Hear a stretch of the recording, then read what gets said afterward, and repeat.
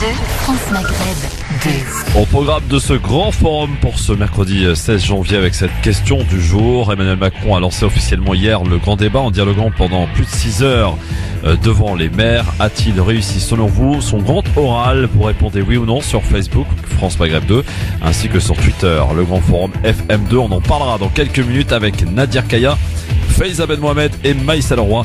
Avec vous aussi au 01 40 33 9000. Nous parlerons aussi du Maroc avec la venue d'un chanteur controversé, Enrico Macias, à Casablanca, qui ne plaît pas visiblement à tout le monde. Le mécontentement qui semble prendre de l'ampleur alors que le concert est prévu le 14 février à Casablanca. Ils sont de plus en plus donc à s'indigner de sa venue au Maroc. Tous appellent au boycott du chanteur français. Évidemment, on verse ses positions vis-à-vis d'Israël. On y reviendra tout à l'heure. Est-ce que vous cautionnez ou pas ce boycott? On en parle avec vous au 01 40 33 9000 sur France Maghreb 2 dans cette émission jusqu'à 18h. Le LGF sur France Maghreb 2, le grand forum jusqu'à 18h. Ravi de vous retrouver. On sommes mercredi aujourd'hui et nous sommes le 16 janvier. J'espère que tout le monde va bien. Et ça fait plaisir de revoir, après Sabrina Artiste hier, le retour des fondamentaux du LGF, des historiques du LGF. Maïssa Leroy, bonjour Maïssa. Bonjour. Comment ça va? Ça va. Très heureuse de reprendre. Je suis vraiment très contente de vous retrouver, vraiment. Auditeurs, toi, Christophe, l'équipe, tout ça, ça fait vraiment plaisir. Maïssa qui ne vient jamais seule. Jamais. Hein? J'ai toujours une troupe. Voilà, la troupe. Moi. Et la petite va très bien. Oui, elle va très bien. Elle a bien poussé. Voilà, tout se passe bien. Bon, formidable. Ouais. Notre ami Nadir Kaya qui est là et qui va, semble-t-il, nous faire passer un bon petit moment avec un bon petit thé dont il a le secret. Comme d'habitude, hein, notre ami Nadir Kaya, à qui on souhaite d'ailleurs un bonne année à Sgouassamgas Nadir. Bonne année à tous, ouais, bonjour Christophe, bonjour à tous. Comme tout berbère qui se respecte, on est parti en 2978, c'est ça? Ouais, on est dans le futur. Hein, ouais. On a toujours un temps d'avance. C'est ça, c'est ça. Et puis, je vous présente aussi, pour ceux qui ne la connaissent pas, il en reste encore, Faiza Ben Mohamed. Bonjour Faiza. Bonjour tout le monde, bonjour Christophe, Maïssa, Nadir, auditeurs, auditrices. Alors, Maïssa me disait qu'elle ne te connaissait pas. En fait, j'ai pas Twitter. Voilà. Ah ouais, c'est pour ça. Voilà. Je suis partie de Twitter, j'ai fui Twitter. Ouais, il y a beaucoup de monde comme ça qui décide après de fuir Twitter après avoir vu la violence de certains tweets, Ah oui, c'est violent Twitter. Ah, c'est très violent. Moi, j'étais prise en grippe par des fachos et du coup, je me suis barrée vite. Ah. Voilà.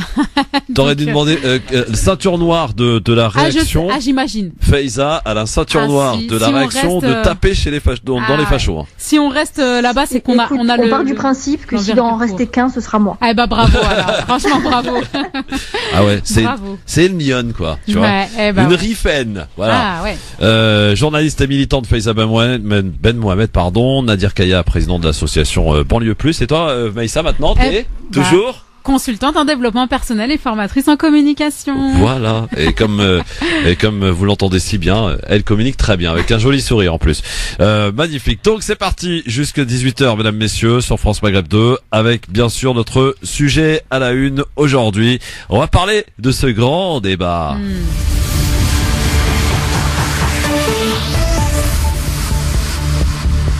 Il est arrivé avec quelques minutes de retard.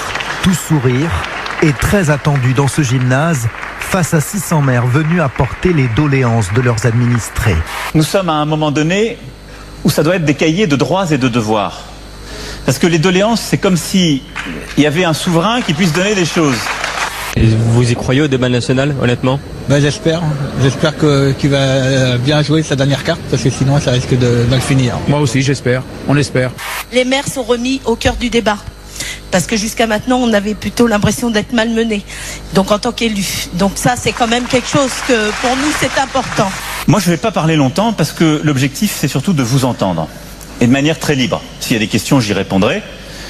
Mais ce que je souhaite, c'est que vous puissiez vous exprimer de la manière la plus directe. Nous souffrons d'isolement, en étant pourtant qu'à 160 km de Paris.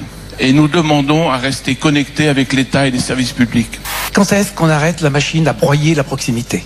Redonner la possibilité à nos citoyens de faire leur carte d'identité dans les mairies. À Grand-Bourg-Troude cet après-midi, une centaine de gilets jaunes. Il voulait apercevoir Emmanuel Macron. Face au blocage des CRS, certains perdent leur calme. Pour les empêcher d'atteindre le gymnase où se trouvait le président, les forces de l'ordre ont utilisé des gaz lacrymogènes. Mais les tensions sont vite retombées. La réforme de l'ISF, la flat tax, le CICE réformé, vous ne changerez pas de cap. Donc il me semble qu'il y a là une contradiction qu'il vous appartient de lever. La question de l'ISF qui revient chez beaucoup de nos concitoyens, c'est pour ça que c'est pour moi pas du tout un tabou, ni un totem, si je puis dire. On veut toujours trouver un coupable. Bon, j'ai le sentiment de remplir ce rôle à plein et je l'assume. Et quelque part, personne m'a forcé à être là où je suis, donc moi je suis très content et je le fais avec beaucoup de bonne foi et de vaillance. Il faut pas raconter des cracks, c'est pas parce qu'on remettra l'ISF comme il était il y a 1 an et demi que la situation d'un seul gilet jaune s'améliorera. Ça c'est de la pipe. Ce que je sais, c'est que si je le faisais demain, les quelques-uns qui étaient en train de revenir de créer de l'emploi, ils diraient celui-là on a compris, il est comme les autres, dès qu'il y a un coup de grisou, lui il remballe ses idées, il est reparti. Une partie du traitement de la pauvreté est dans les personnes qui vivent en situation de pauvreté. En les responsabilisant, en les aidant à s'en sortir, en les considérant. On va davantage responsabiliser. Parce qu'il y en a qui font bien, il y en a qui déconnent. Voilà, alors c'était le débat qui a duré très très très longtemps hier et parmi des gens qui ont dû se taper, j'allais dire, c'est quasiment 6 heures et quelques de débat. Faiza, en tant que journaliste par exemple, Faiza, ça va, t'as pas trop mal au crâne aujourd'hui ? Non, écoute, j'ai pas trop mal au crâne aujourd'hui, mais hier, je t'avoue que c'était un peu compliqué parce que je crois qu'il y a personne au moment où ce grand débat a été lancé aux alentours de 15h30 qui s'imaginait ne serait-ce qu'une seule seconde qu'à 22h on y serait toujours. Alors c'était dense, c'était riche de contenu. Il y a eu beaucoup de sujets qui ont été évoqués, mais malheureusement, je suis pas certaine qu'au bout de 7 heures, il y ait qui que ce soit qui ait pu rester attentif du début jusqu'à la fin, hormis les orateurs, quoi. Du coup, notre question aujourd'hui porte, est-ce que selon vous, il a réussi son grand oral, au vu de ce que vous avez certainement vu en extrait, avec ces petites phrases polémiques. À chaque fois que le président parle, il y a forcément une phrase polémique qui en ressort, qui en découle. On commence à avoir l'habitude. 01 40 33 9000 pour nous dire. C'est un petit peu d'ailleurs le grand débat, en tout cas la dernière possibilité, la dernière cartouche, j'allais dire, avant peut-être une suite un peu plus angoissante, on va dire. Vous pouvez voter, vous êtes 80% à dire sur Facebook par exemple, sur France Maghreb 2, à dire que non, il n'a pas réussi son grand oral. Bon, alors je suppose que beaucoup évidemment ne l'ont pas vu. Oui, de A à Z. De A à Z, ce qui est ton cas, Maïssa. Non, j'ai pas de télé. Oui. Oui, c'est vrai. Maïssa n'a pas de télé, c'est vrai, c'est toujours d'actualité. C'est toujours là. Voilà. Nadir Kaya aussi, qui a certainement pas regardé en intégralité ce débat parce qu'il a du boulot. Je veux dire, tu te trompes, mais t'as en partie raison. J'ai regardé une partie, j'ai éteint, et j'ai rallumé quelques heures après, je l'ai retrouvé, donc c'était fantastique. Ouais. Mais en termes de communication, c'est bien joué. Moi, ça me paraît inédit quand même. Faut rappeler que j'ai jamais vu un président dans une ambiance comme celle-ci, dans un gymnase, comme d'habitude, entouré de la communication. Tout à fait. Donc là, il sait faire. C'est pas un souci. Et puis il y a même des choses qui me parlent quand tu regardes un peu le contenu de ses propos, et qui parle à beaucoup de Français. Mais le souci aujourd'hui, c'est qu'on est dans une situation où la communication, les paroles, n'a plus d'importance. Les gens ont besoin d'action. Ouais. Mais le souci, c'est que même il est en adéquation entre ses propos et ce qu'il entend et ce qu'il veut mettre en place, ça va mettre trop de temps. Donc je pense que ça va malheureusement, le mouvement des Gilets jaunes et l'insatisfaction de beaucoup va continuer parce que 20 ou 30 ans de retard vont pas pouvoir se régler comme ça en 3 ou 6 heures de communication et de volonté peut-être de dire on va changer les choses avec vous, notamment par rapport au grand débat national. Et donc voilà, bon, on en reparlera après. Mais voilà, absolument, on va en reparler dans un instant et on vous pose donc cette question aujourd'hui. Est-ce que selon vous il a réussi son grand oral? Il a donné le coup d'envoi hier. Et d'ailleurs, jamais la petite commune de Grand-Boltrou n'avait autant focalisé l'attention. C'est pourtant dans ce petit village d'à peine 4000 habitants qu'Emmanuel Macron a lancé son grand débat. Hier, 2 mois de consultation, rappelons-le, en forme de réponse à la crise des Gilets jaunes, et dont le coup d'envoi a été donc donné dans le département de l'Eure, où le chef de l'État a rencontré plus de 600 maires hier après-midi. Avant cela, Emmanuel Macron avait ajouté une étape surprise, comme il aime le faire aussi, à son agenda, puisqu'il s'est rendu à Gagny pour assister à une séance du conseil municipal, une séance lors de laquelle il s'est de nouveau illustré par des propos qui provoquent la polémique. Emmanuel Macron a prononcé une de ces petites phrases qui lui sont reprochées en évoquant la manière dont lutter contre la pauvreté Écoutez, le son est pas top, mais écoutez vraiment. Le traitement de la pauvreté, elle est dans un travail collectif. On va davantage responsabiliser. Parce qu'il y en a qui font bien, il y en a qui déconnent. Il y en a qui font bien, il y en a qui déconnent en parlant des pauvres, alors que cette journée devait montrer, Maïssa Nadir Faiza, sa capacité à entendre les doléances des citoyens. Ces quelques mots ont relancé les accusations sur le mépris du président de la République. Voilà, je pense que c'est ça, et c'est plus fort que lui en fait, c'est une nature seconde, il s'en rend même pas compte. En fait, pour lui, il fait un effort. Ouais. Et du coup, c'est tellement ancré en lui que quand il parle comme ça, il ne voit même pas le mal. C'est comme les gens qui sont profondément racistes et qui disent non mais moi j'ai un ami noir. C'est un peu le même, on va dire c'est sur le même tableau de bord quoi. Alors il y en a qui sont bien, il y en a qui déconnent. Faiza, petite phrase polémique signée Macron. Franchement, il faut inscrire ça dans la continuité d'un certain nombre de petites phrases qu'il a déjà données, comme il suffit de traverser la route pour aller travailler. Il l'a répété encore hier. Ah oui. Oui, il l'a répété parce que c'est sciemment ça qu'il le fait, ou c'est vraiment de manière spontanée, il est un petit peu dans la spontanéité. Tu sais ce qu'il a répondu, parce que en fait il expliquait hier devant les maires qui étaient là à la réunion, il expliquait que il y avait la possibilité de trouver de l'emploi et tout. Et je sais pas lequel des maires l'a taclé en disant oui, il suffit de traverser la rue. Et ben il a rigolé, il a juste dit, il assume complètement, il a dit j'assume, c'est moi, on ne me changera pas, je suis comme ça. Ouais. C'est comme voilà. Et il a réitéré, moi là où j'habite, il suffit effectivement, si vous traversez la rue, vous trouvez sous-entendu à Paris même, c'est facile. Il a temporisé en expliquant que c'est vrai que dans les petits villages, ça pouvait être parfois compliqué. Mais après, Emmanuel Macron est plein de petites phrases comme ça, et je crois qu'elles vont continuer de se multiplier. C'est un peu paradoxal parce qu'il a l'air d'être complètement communicant dans une com dans une com hyper carrée, hyper bien faite, cet exercice de communication. Pour moi hier il est complètement réussi, il a réussi la bataille de la communication. Elle est, tu vois, la case elle est cochée pour lui. Oui, mais il parle bien, c'est un redoutable orateur, il a des arguments, il arrive à endormir quiconque lui pose des arguments contraires, il arrive à les retourner. Il est vraiment un très très bon communicant. Et après t'as toujours ces petites phrases qui viennent saboter le travail à moindre échelle, mais qui viennent, comme si c'était incontrôlable. Après, la question que je me pose aussi, c'est pas un président réseau. Parce qu'il faut pas oublier aussi l'ampleur des réseaux sociaux. Des fois, on va prendre une phrase. Tous les présidents ont eu des phrases comme ça, extraordinaires. Mais lui, c'est quand même un pro réseaux sociaux, c'est une personne qui communique via tout ça. Et du coup, il y a des disproportions. Les phrases, elles sont sorties un petit peu de leur contexte et elles sont disproportionnées par la viralité, en fait, des réseaux sociaux et tout ça. Et je pense que ça aussi, ça joue. C'est pas seulement le fait qu'ils sortent des phrases, parce que ça, je pense que c'est le monde politique qui est fait comme ça. Ouais. Et du coup, c'est un jeune président, donc il sait utiliser les outils, etc. Et il aime faire des phrases punchy aussi, des punchlines. Ça fait partie du jeu, on va dire, quand on est dans le milieu politique, tout ça. Mais vous dites tous, et beaucoup d'ailleurs le disent ce matin, les éditorialistes, etc., que l'exercice de communication est réussi de la part du président Macron. Mais est-ce que cela va suffire à calmer, j'allais dire, ce peuple qui était d'ailleurs bien nombreux hier, les gilets jaunes, à ne pas pouvoir accéder à ce fameux village qui était encerclé de gendarmes, où il fallait, pour s'y rendre, présenter un justificatif un justificatif pour ceux qui y travaillent, pour ceux qui y habitent, pour pouvoir accéder évidemment à cette ville. Et si un quelconque gilet jaune était aperçu, il risquait une amende de 135 €.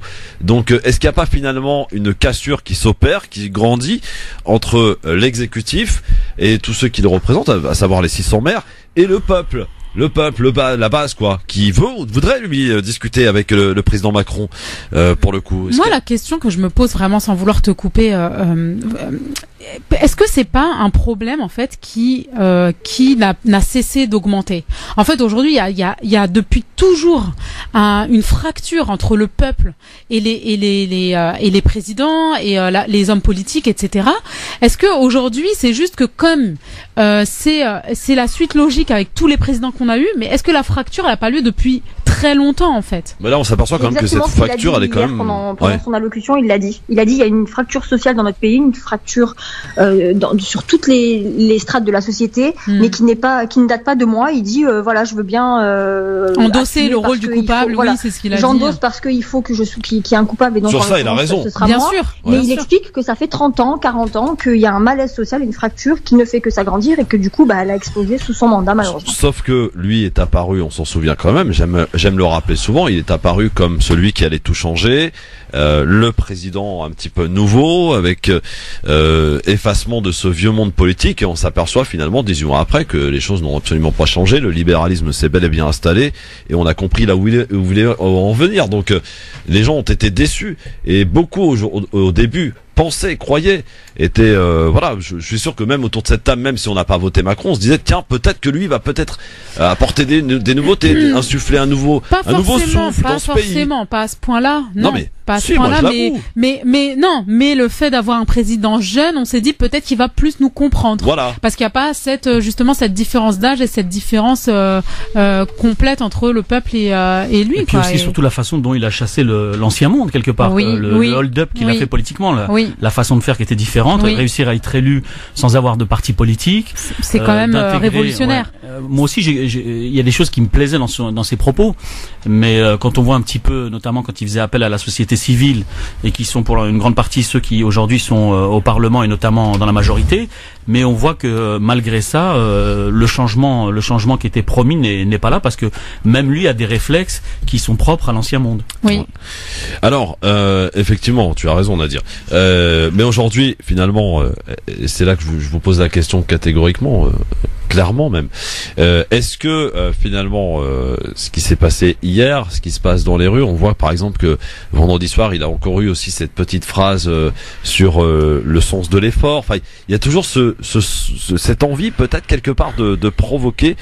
Est-ce que là, Emmanuel Macron aujourd'hui joue sa dernière cartouche pour essayer de calmer le peuple, et paradoxalement, quand on regarde des instituts de sondage, ils remontent dans les sondages. Donc on se demande, est-ce que vous comprenez quelque chose? Enfin, Faiza par exemple, comment tu analyses le fait que Macron puisse remonter dans les sondages alors que c'est vraiment la personne qui ne peut plus, comme il le faisait encore il y a 3-4 mois, aller faire des selfies dans la rue par exemple? Il faut se dire déjà que cette remontée, elle est forcément mécanique déjà, parce qu'il était arrivé tellement bas que les 19% de soutien qui lui restait, c'était sa base, hein, c'est les 22% qui avaient voté au premier tour pour Macron et qui le soutiendra quoi qu'il arrive. Maintenant, là où ça va se jouer, c'est dans sa capacité à plaire, comme il se présentait lui, à l'électorat de droite et l'électorat de gauche. C'est comme quand tu dis oui, il a certains réflexes, où il a des mépris, où il dit qu'il faut le sens de l'effort, machin. Tout ça, c'est un argumentaire de droite. Et donc, pour plaire à l'électorat de droite, il est obligé de sortir cette carte-là, de sortir la carte de l'immigration, sortir la carte de la laïcité, sortir la carte du sens de l'effort au travail, du traquage des chômeurs, de ceux qui profiteraient soi-disant des aides sociales. Tu vois, tout ça, c'est un package qui fait qu'il est obligé de le présenter pour plaire à une certaine caste de l'électorat qui n'est pas son électorat de base. Sauf que l'immigration... Hier, il y avait un maire communiste, extrême gauche, qui ose dire... Il prend la parole et il dit il faut pas amalgamer, Monsieur le Président, les casseurs professionnels voyous des banlieues avec les gilets jaunes. Mais comment l'électorat de gauche peut se permettre de dire ça alors que les jeunes des banlieues, à un moment donné, ils en ont fait un peu leur chasse en essayant de les ramener à leur cause et de dire que eux, la gauche, l'extrême gauche était universaliste, machin. Mais tout ça, c'est faux, en fait. C'est même communistes qui ont mis la banlieue et le 93 en particulier à... Exactement. Par terre. Et en fait, t'as un certain nombre de sujets comme ça qui arrivent à rassembler l'électorat d'extrême gauche à la gauche, à la droite, à l'extrême droite, et vraiment un truc vraiment un peu universel quoi qui arrive. Et ça va être le thème de l'islamophobie, le thème de l'immigration, le thème de la laïcité et le thème des quartiers. Alors attention qu'on ne s'y trompe pas, parce que c'est là où certains, Maïssa, Nadir et Faiza, veulent attirer les débats. Je pense par exemple à PHL, Finkielkraut, Enthoven, ou encore l'avocat là, comment il s'appelle, Gilles William Godladen. Ces gens-là veulent effectivement faire de ce débat un problème ethnique, un problème des quartiers, un problème de la banlieue. Et aujourd'hui, le fait que les Gilets jaunes effectivement parlent de pouvoir d'achat, parlent de référendum, parlent de dissolution de l'Assemblée, bah ça les emmerde un petit peu quelque part parce que c'est vraiment pas où ils voudraient nous emmener quoi. Mais c'est peut-être pas plus mal parce que dans tout ce débat dit national, on n'entend pas non plus la parole des banlieues. Preuve en est hier dans ces 600 maires qui étaient là, beaucoup parlaient des problématiques qui étaient liées au monde rural et à la campagne, sur lesquelles sur certains points il y a des convergences avec les banlieues et sur d'autres points c'est des spécificités qui sont propres à eux. Ouais. Mais on n'entend pas non plus les gens parler des banlieues parce que on parle du débat national, donc des urgences et des vraies réalités que les Français subissent, mais il y a celle des quartiers populaires. Et je sais que ça dérange beaucoup de médias de mettre ça en avant parce qu'ils ne veulent pas évoquer la chose. Mais s'il y a encore ce genre d'individus qui depuis des années surfent sur la banlieue et l'islam pour se prétendre intellectuels et débattre là-dessus, bah si on peut quelque part ouvrir cette porte et nous laisser aussi exposer les problèmes qui existent dans les quartiers, pourquoi pas? Parce que je rappelle qu'avec les Gilets jaunes, malgré le fait qu'il y ait eu et qu'il y a encore des citoyens des banlieues qui appartiennent à ce mouvement, même s'ils sont pas nombreux, certes, mais il y a également des citoyens des banlieues qui sont dans les mouvements des Gilets jaunes, qui participent et qui ont aussi à cœur de mettre en avant les problématiques qui perdurent depuis 30 ou 40 ans dans les quartiers. 01 40 33 9000 pour nous appeler, nous donner un petit peu votre sentiment. Est-ce qu'il a réussi son grand oral, le président Macron? Fatima est avec nous. Bonsoir Fatima. Bonsoir Christophe, bonsoir à vos invités. Bonsoir. Tout d'abord, moi je voudrais dire que 7 heures de parole, on retient rien quand il y a 7 heures. Il aurait dû parler 1 heure ou 2 et dire les mots essentiels, les phrases essentielles. Ça aurait mieux marché que ça. Moi je dis que ça ne marche pas. Parce que les politiques maintenant, comme a dit votre invité, il y a une fracture entre le peuple et les politiques. C'est pas une fracture qu'il y a. Il y a une amputation entre le peuple et les politiques. Pourquoi? Parce que les politiques, depuis la nuit des temps, ils sont entourés de communicants. Voilà comment que tu parles, voilà comment que tu marches, voilà comment que tu dis, voilà. Et ils ont complètement oublié le peuple. Pas plus tard que ce matin, moi j'habite une mairie raciste, le 16e. Et donc j'ai rencontré la maire. Donc ça l'a dérangé que je l'aborde dans la rue. Elle attendait sa voiture. Alors que c'est grâce à mon vote qu'elle a une voiture et qu'elle se lève à 9h. Et vous comprenez? Et donc c'est ça, c'est pas une coupure, c'est complètement, ils sont détachés de la réalité. Le jour où on aura des politiques qui gagneront peut-être pas le SMIC, mais un peu plus, et qui leur enlèvent toutes ces avantages, eh ben là, moi les Gilets jaunes, je suis pas contre. Mais pourquoi ils parlent pas du Sénat? Pourquoi ils exigent? Ils exigent le départ de Macron, mais ils exigent pas la dissolution du Sénat. À quoi ça sert le Sénat? Pour moi, c'est un club med. Bah bien sûr. C'est des gens qui sont s'il y a une dissolution du Sénat, ils auront plus d'avantages. Ouais. Voilà.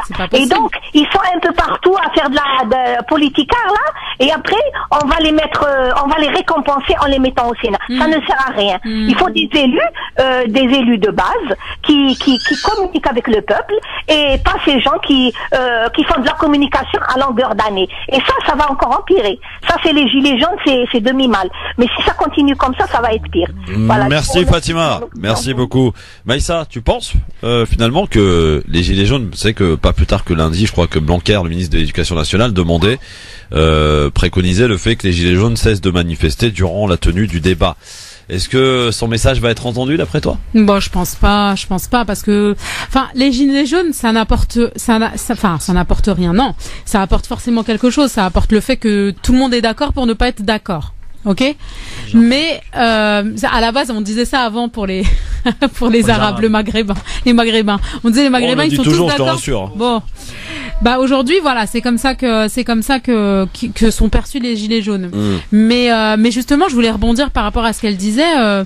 C'est clair que par rapport au Sénat et à toute cette fracture de la classe politique par rapport au peuple, et du fait que lui, il ait parlé pendant 7 heures, mais je pense que c'était volontaire qu'il ait parlé pendant 7 heures. Parce que quand on parle 1 heure ou 2, eh ben, on peut extraire tout ce qui ne va pas, toutes les incohérences, etc.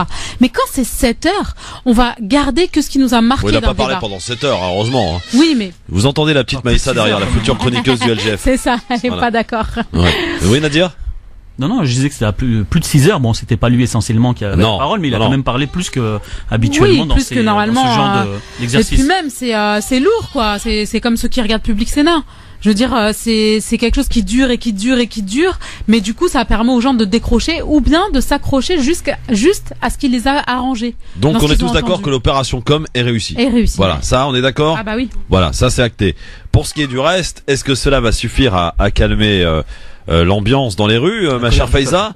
Est-ce que ça va suffire? Ça peut pas du tout suffire pour la simple et bonne raison que c'est pas parce qu'il a écouté 600 maires dans une commune de l'heure que personne n'arrive à orthographier d'ailleurs que c'est vrai ça. Qu'il faut occulter le fait qu'il y ait des centaines et des centaines de gilets jaunes dehors qui voulaient eux l'interpeller ou pouvoir dire des choses et qui ont été gazés, qui ont été, tu vois, il y a quand même une grosse contradiction, quelque chose que j'arrive pas à expliquer et qui montre une facette et qui montre tout son inverse de l'autre côté. Quand on avait les images de jeunes gilets jaunes qui se font gazer, d'un village qui est complètement bloqué de partout, où tu peux plus rentrer que sur une autorisation spécifique, que c'est la police qui te filtre et tout, ça montre encore plus, même s'il a réussi son opération de communication, une volonté de se séparer du peuple. Tout à fait. Nadir, t'as quitté ton gilet, toi? Non, je suis toujours gilet jaune. C'est vrai que j'ai pas participé aux deux derniers rassemblements, mais je suis toujours dans l'esprit des gilets jaunes. Après, là, j'essaye de voir avec certaines personnes comment on peut mettre en avant les revendications des banlieues. C'est pas évident parce qu'on est souvent inaudible et invisible du fait des médias et de certaines personnes. Mais je pense qu'on a une carte à jouer là-dessus. Comme je disais au tout début du mouvement, même si j'étais très méfiant, la seule façon qu'on peut avoir de mettre en exergue un peu tout ce qu'on attend depuis longtemps, c'est un mouvement national, parce qu'à notre niveau, on a été incapable de créer une dynamique qui fasse entendre au niveau national la voix des quartiers populaires. Donc aujourd'hui, si les uns et les autres n'ont pas compris qu'il fallait et qu'il faut toujours essayer de profiter de ce genre d'occasion, on va continuer pendant des années à croire qu'on est en capacité de se rassembler et créer une dynamique nationale, ce qui n'est pas le cas. J'en profite pour vous dire que la lettre que vous avez certainement lue, je ne sais pas, 5 pages, Maïssa, Nadir, je sais que Faiza l'a lu, elle est obligée. Hein. Moi aussi, je l'ai lu. J'ai regardé les 7 heures de débat, Wallah, j'ai fait une overdose. Eh bien, j'en pouvais plus. Eh ben, sachez que cette lettre va être envoyée à tous les Français. Oh non. Et que ça va coûter 10 millions d'euros cette histoire quand même. C'est une blague. Non, mais 10 millions de Français. Est-ce que d'abord les gens qui vont recevoir ces 5 pages vont les lire déjà? Certainement pas, parce que les médias ont déjà tout résumé. Qu'est-ce que c'est que ça? Mais qu'est-ce que c'est que ça? Mais 10 millions. mais non, il y a quand même des priorités. 10 millions, c'est quand même 10 millions. Ouais, 10 millions d'euros. Non, Moi, j'espère que dans le grand débat, on va remettre en place le fait de chercher à remettre correctement la démocratie en marche, et notamment toutes ces façons de faire. Tout à l'heure, on évoquait les privilèges et la façon dont les politiques fonctionnent et le gouvernement. Je pense que ça aussi, c'est des choses qu'il faut remettre en place, parce que il faut se rapprocher du modèle scandinave et nordique, qui est un peu plus proche du peuple. Et malgré l'histoire de la France qui est un peu différente des pays scandinaves, mais je pense que c'est une chose auquel il faut s'inspirer et quelque part aider à permettre à changer cette façon de faire de la politique en France, qui est plus du tout adaptée aux attentes des Français. LGF revient dans un instant. Ne bougez pas, messieurs dames. 01 40 33 9000. On va parler d'Enrico Macias. Ah oui, au Maroc. Et restez avec nous. Puis on aura le témoignage d'Amir qui s'est pris 2 flashballs dans le dos samedi dernier à Paris. À tout de suite.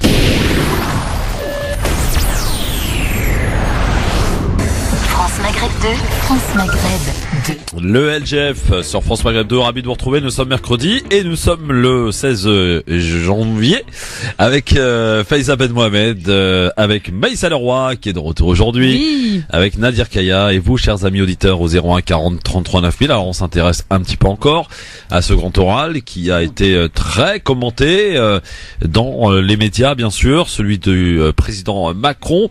Alors une rencontre durant laquelle, rappelons-le, Emmanuel Macron a écouté les élus pendant plus de 2 heures, sans intervenir quand même. C'est pour ça que tout à l'heure, quand on disait il est intervenu pendant 7 heures, loin de là.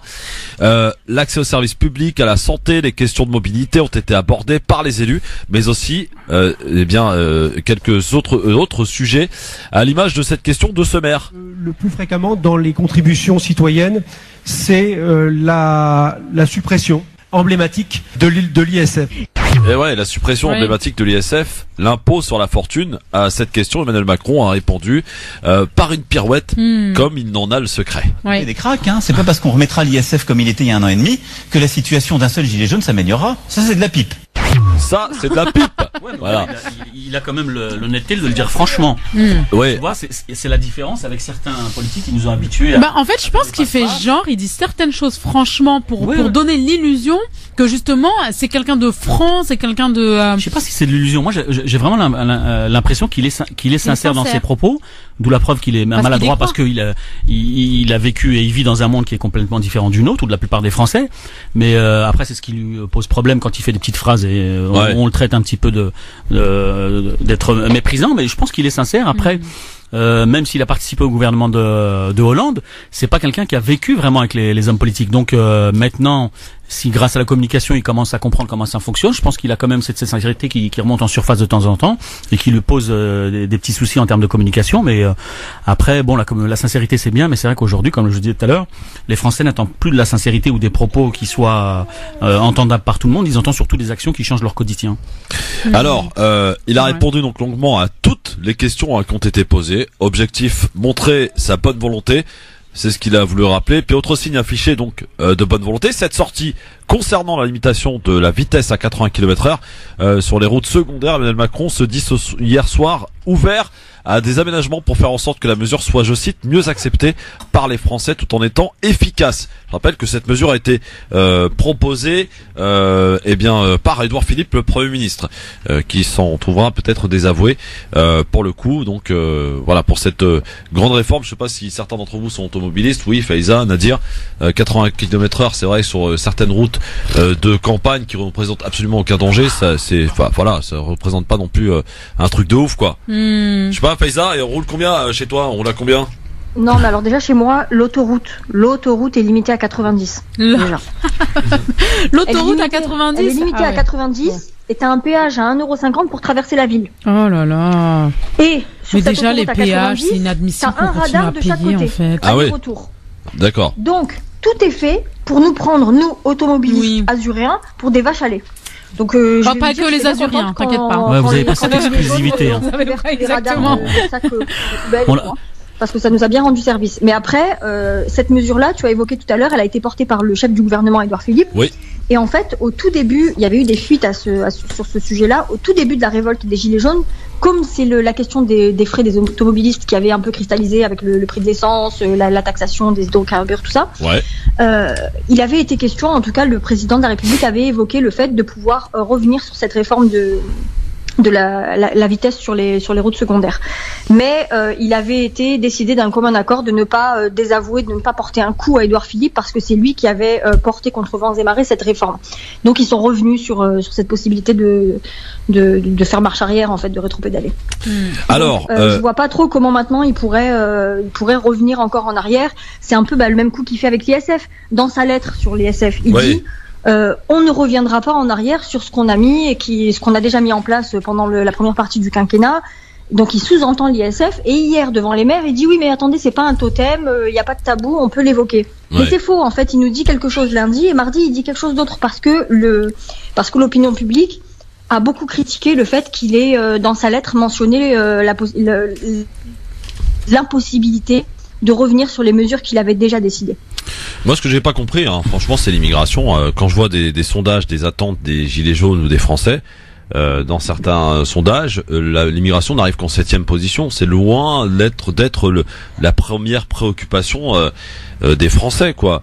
Et comme on l'expliquait tout à l'heure, Faiza, je crois, ou Maïssa, disait que finalement c'était un bon étendard à utiliser pour redorer son image auprès d'une opinion, pourquoi pas d'extrême droite, etc. Donc l'immigration, on s'en sert quand ça nous arrange, finalement, politiquement. L'immigration, l'islam, la laïcité, c'est 3 boutons sur lesquels tu appuies systématiquement pour rassembler d'extrême gauche à l'extrême droite. Et il a été maintenant prouvé dans les sondages que la grande gagnante entre guillemets de ce gros mouvement dans les opinions de vote et dans les intentions de vote, c'est Marine Le Pen. Ça, oui. Donc il comprend qu'il faut aller sur les thèmes de Marine Le Pen. C'est aussi simple que ça reste une équation mathématique. Il faut qu'il aille chasser en terre de Front National, qu'il aille s'approprier lui-même des thèmes qui n'étaient pas initialement les siens, parce que sur l'immigration, il n'a pas fait sa campagne électorale sur l'immigration, il n'a pas fait sa campagne électorale sur la laïcité, il a même une position hyper louable là-dessus. Oui, là il veut plaire à tout le monde, on va dire. Il veut plaire à tout le monde et maintenant qu'il a été élu, mais en fait moi il y a un truc que je me dis, je comprends pas. Les Gilets jaunes, ils demandent de vivre en fait, une meilleure condition de vie. Ça veut dire de l'argent. Concrètement, c'est ça, de l'augmentation de diminution des frais, pouvoir d'achat, etc. On l'a tous compris, on est tous d'accord avec ça. Mais pourquoi en fait, ce que je comprends pas, c'est pourquoi dans les gouvernements ils nous font croire qu'il y a des choses qui sont impossibles, comme tirer l'argent, etc. Et il y a d'autres choses qui sont complètement possibles. Le fait voilà, lui il a quand même tout retourné au niveau du gouvernement. Il a mis des personnes jeunes, il a mis des personnes qui n'étaient pas forcément hyper diplômées. Il a cassé un peu ce côté énarque et compagnie. Il a voulu ramener des gens qui en voulaient. Alors qu'il pourrait faire aussi des choses à d'autres niveaux, c'est-à-dire, par exemple, limiter la discrimination à l'embauche, des choses vraiment qui sont sur le concret, qui permettraient plein de choses en fait. Quand ils sont au pouvoir, ils ont des ordres de priorité. Et ça, c'est pas une priorité. Mais la priorité, c'est pas l'argent. Non, mais l'argent, oui, mais de quelle façon? Après, les priorités par rapport à l'immigration, les banlieues, c'est des choses que, franchement, comme on disait juste avant, ils en parlent à des moments bien précis pour rameuter un peu les foules et surtout faire passer un message le plus large possible. Mais après, eux, à leur niveau, c'est très simple, c'est très basique. Hein. Oui, c'est basique. Ils ont des intérêts. Ils ont des intérêts qui sont ceux de certains lobbies. Oui. Et donc il fonctionne comme ça. Et puis de temps en temps, il a peut-être des idées qui sont propres à lui, qui va peut-être faire passer comme ça. Preuve en est, on a vu des trucs qui n'étaient pas dans son programme et qu'il a mis en place. Donc il l'a sorti parce qu'il avait envie de le sortir. Mais globalement, que ça soit lui ou un autre, quand tu arrives comme ça dans le système de français tel qu'on le connaît depuis 20 ou 30 ans ou même plus, depuis toujours, depuis De Gaulle et même depuis peut-être la quatrième. Voilà. Donc maintenant, ça fonctionne comme ça. C'est des pouvoirs qui sont en place et qui dictent les priorités et les urgences. Après, il y a de temps en temps où on répond aux besoins des Français parce que ça gronde, mais après on revient dans un cycle tout à fait normal. Et là, le grand débat, moi je me pose une question simple. Quand on dit que ça passe par les mairies, vous venez avec vos doléances, mais quand tu es dans les quartiers populaires et que tu as face à des mairies qui pratiquent le clientélisme depuis des années, va les voir avec des idées, des projets que tu as qui peuvent répondre à des problématiques qui sont liées à des besoins localement. Ils vont jamais le faire, ou alors ils vont faire comme ils font de temps en temps, piquer les idées de certaines associations. En fait, il y a une hiérarchie. Vont se les approprier. Il s'est pas adressé au peuple, il s'est adressé aux mairies, et le peuple, on va dire, il se trouve dans les mairies des zones rurales. Là, on est sur du peuple. Et encore, d'accord, mais dans les grandes villes, dans les grandes agglomérations, c'est pas, un maire est inaccessible. Un maire, c'est encore une autre élite. Quand tu vois ça dépend lesquels. Tu vois, moi hier, quand je réfléchissais, moi, j'habite Nice. Si demain j'ai envie d'aller remplir le cahier de doléances, vous croyez que je vais écrire mes revendications à Christian Estrosi? Voilà. Mais c'est ça, mais c'est voilà. LOL. Voilà. Non, mais ça, c'est un enfumage pour la plupart des Français dans les campagnes. Oui, parce que les maires sont accessibles dans les zones rurales. Il y a un site internet, il y a un site internet qui a été ouvert, granddébat.fr, je crois, et vous pouvez répondre, je crois, aux 4 sujets qui sont proposés, et il va y avoir la possibilité dès lundi prochain de pouvoir y rajouter.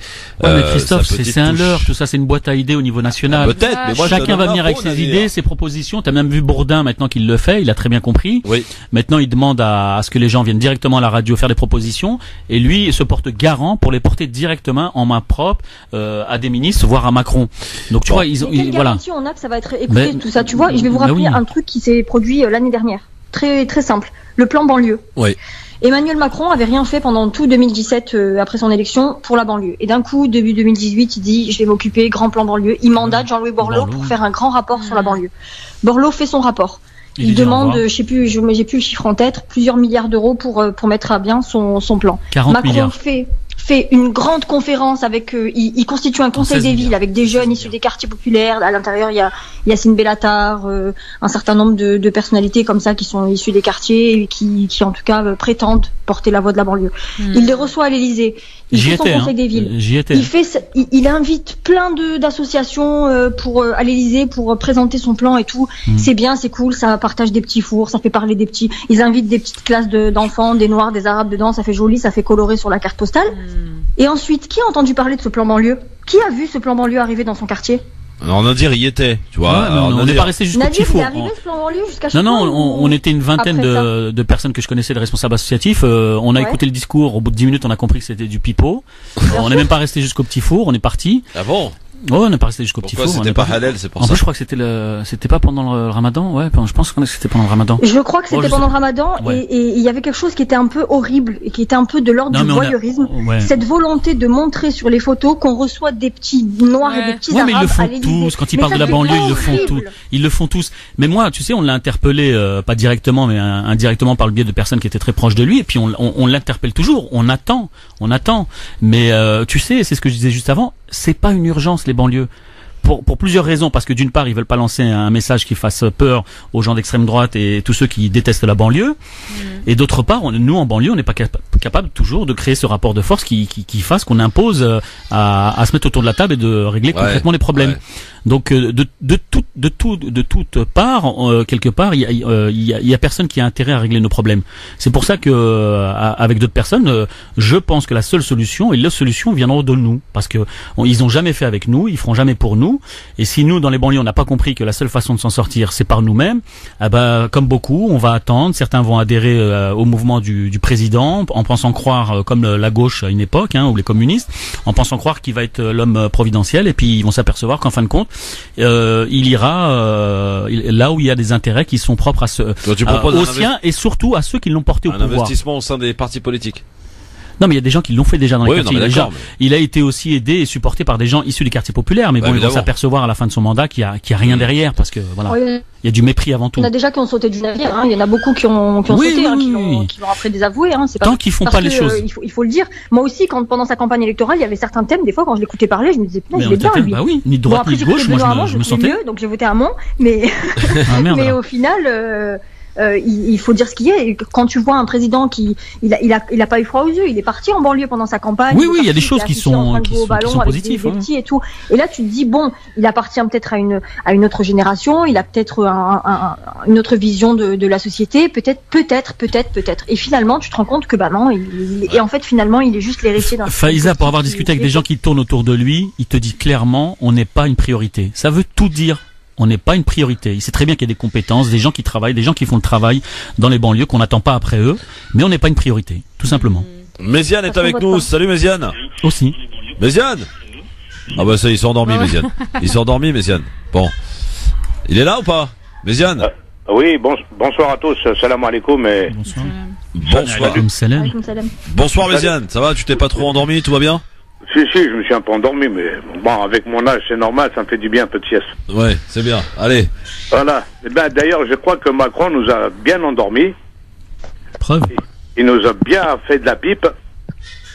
Ouais. Et je crois que d'une certaine manière, ce type-là, il peut baratiner n'importe quelle personne, parce que c'est un ordinateur dans sa tête. Il a le fond et la forme. Alors, des fois, il va te parler du fond, des fois, il va te parler de la forme, et vice-versa. Il change en fonction des situations. Donc, c'est une certaine façon de brouiller les pistes, et vous savez que, comme la fable de La Fontaine, tout flatteur dépend... vous savez, le corbeau et le renard, là. Oui. Il flatte les gens dans le sens où il les endort. Demain, on va raser gratis. Mais ce gars-là, il a décidé d'un cap depuis son origine, sa situation de banquier. Il travaille pour une élite donc qui est mondiale et mondialisée. Et tous les autres, ce sont que des consommateurs. Il n'a ni patrie, ni peuple, ni religion, ni aucune philosophie. Il a tout simplement le portefeuille pour les plus malins, le premier de la classe et le premier de cordée. Tous les autres, s'ils n'arrivent pas, c'est parce que c'est des cons, ils méritent que ça.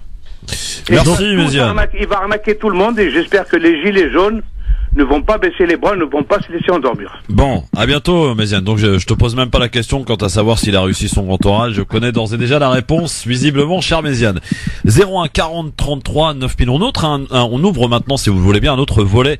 Toujours lié au président Macron, c'est un volet d'ailleurs qui peut-être est à l'origine de sa perte, de la perte de popularité auprès des Français, c'est l'affaire Benalla. Parce que à chaque jour de nouvelles révélations, et en voici de nouvelles, on apprend en effet qu'il avait jusqu'à la semaine dernière ce fameux téléphone secret défense.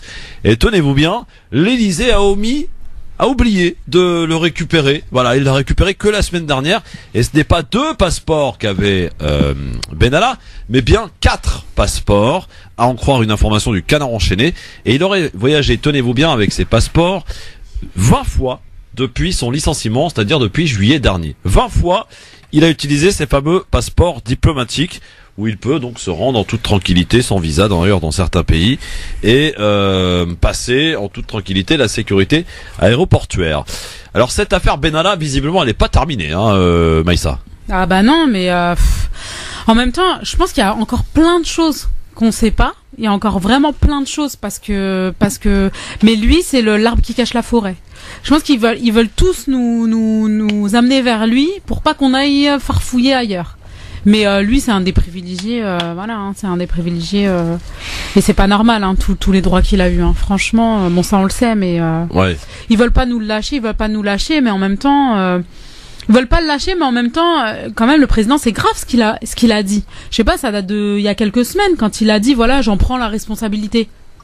C'est ça qu'il avait dit, non? Il y a quelques mois. Quand on vient me chercher. Ouais. C'est pas seulement venir me chercher. Il y a pas longtemps, je crois, au procès, ou je sais pas, quand ils ont fait les enregistrements, les auditions, au Sénat, et ben ils ont dit, je crois que lui, il a carrément dit, oui, non, et il y a un peu d'indulgence. D'ailleurs, des auditions qui ont repris, hein, aujourd'hui. Oui, ça reprend cette semaine. Ouais. Et le ministre des Affaires étrangères, Le Drian, c'est la première fois d'ailleurs qu'il va être auditionné. C'est Strada aujourd'hui, Castaner et Le Drian. C'est ça, Faiza, en ce moment, d'ailleurs. Ouais. Strada, Castaner et Le Drian, dans l'ordre, ils sont pas tous ensemble. Ils sont auditionnés aujourd'hui et le 21, Benalla sera auditionné avec Vincent Kras, qui est lui aussi mis en examen pour des violences le 1er mai. Oui, qui n'est pas tenu de se rendre, hein, à cette commission Benalla, en fait. Non. S'il n'a pas envie, il vient pas. Oui, voilà, ils n'ont pas l'obligation de répondre à cette convocation, mais après, je ne crois pas que ce soit dans son intérêt, s'il veut jouer un peu la carte de la transparence, de disparaître et de faire le mort sur cette convocation. Hein. En tout cas, il semblerait que cette affaire quand même ait fait beaucoup de mal à l'image du président de la République, Nadir. Non, mais c'est fatigant qu'ils soient convoqués par la justice, que ces gens-là qui répondent devant la justice, qu'est-ce qu'ils aient, ça c'est ce qu'on disait, c'est le vieux monde, il y a des réflexes qui sont là, des privilèges que certains s'octroient et à qui on donne certains privilèges. Là aussi, il faut que Macron comprenne que les Français en ont marre de ça. Ouais. Bien évidemment, il faut une partie secrète. Il y a des choses que les Français ne doivent pas savoir pour des raisons tout à fait évidentes. Mais cette façon de fonctionner aujourd'hui démontre qu'il y a des choses qui ne sont plus acceptables. Et je pense que ça doit rentrer en compte aussi auprès des revendications de certains gilets jaunes. Quand on parlait d'un nouveau fonctionnement de la démocratie, de nos institutions, ça doit être pris en compte parce qu'aujourd'hui, c'est inacceptable. Moi, ce qui me choque dans cette affaire-là, c'est pas ses passeports. Ça, franchement, j'en ai rien à faire. C'est la violence qu'il a commis auprès de 2 personnes. C'est ça qui m'interroge. Comment se fait-il aujourd'hui qu'il n'a pas été mis en examen? Il a quand même pris des uniformes de policiers, il a pris des armes de policiers. Moi, c'est ça qui m'intéresse dans cette affaire-là. Pourquoi il est pas tout de suite interpellé? Et après, le fait d'avoir des téléphones, l'iPhone 4 ou 3, je m'en fous. Hein, non, c'est pas un iPhone 4 qu'il avait, c'est un téléphone ultra particulier et crypté. Crypté. C'est la blague du jour. Et c'est même assez grave que d'ailleurs l'Élysée dise, ouais, on a oublié de le récupérer. Ils sont un peu gênés parce que c'est une personne qui a des informations et donc ils savent pas trop comment faire avec lui parce que il peut, comme il a fait, menacer de dévoiler certaines choses et ça va faire qu'empirer la situation. Benalla peut être dangereux pour Macron, Faiza? Moi, je pense que c'est même l'affaire Benalla qui a déclenché l'affaire des Gilets jaunes. Pas directement, mais c'est l'affaire Benalla qui a fait que le peuple français s'est rendu compte qu'il y avait un certain nombre de dysfonctionnements et qu'il y avait encore cette république des passe-droits, cette république qui est finalement bananière encore à l'ancien monde et cette faculté à dissimuler des choses, à laisser certaines personnes. Et je vais revenir encore sur les violences, parce que Nadir disait le plus choquant, c'est qu'ils se soient livrés à des violences. Mais est-ce que ça a choqué quelqu'un que Benalla se livre à des violences? Non. Ce qui a choqué l'opinion publique, c'est que Benalla n'était pas policier. C'est-à-dire qu'en fait, s'il était policier, personne ne se serait soulevé parce que finalement, en fait, les violences policières, elles sont presque banalisées. Elles sont acceptables dans certains cas. Oui, c'est ça. C'est-à-dire que là, Benalla, on l'a encore vu dernièrement. Il serait comme le commandant Andrieux à Toulon, tranquille, en train de couler sous le soleil. D'ailleurs, c'est un scandale. C'est un scandale, hein, ce commandant Andrieux qui reste, alors que le boxeur des CRS, lui, est en détention, sera jugé le 13 février, si je ne m'abuse, et le commandant Andrieux, lui, est tranquillement en train de bronzer. Non, ils te disent qu'il est suspendu, il est sur enquête, mais tranquillement chez lui.